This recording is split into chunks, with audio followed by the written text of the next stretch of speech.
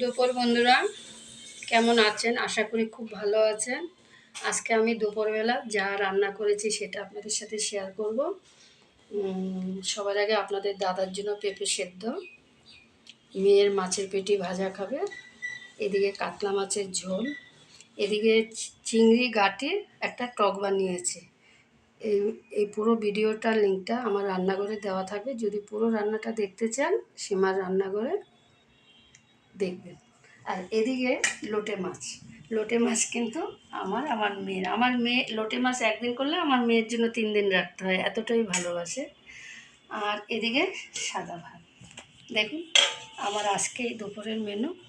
যাই হোক, আমি এখন খেতে দেবো, আপনারাও খেয়ে নিন। যে না খেয়ে থাকেন খেয়ে নিন, বেলা অনেকটা হয়ে গেছে। অনেকে তাড়াতাড়ি 1টার মধ্যে খায়, আমাদের একটু দেরি হয়ে যায়। যাক, আমার এই ছোট ভিডিওগুলো যদি ভালো লাগে একটা কিন্তু লাইক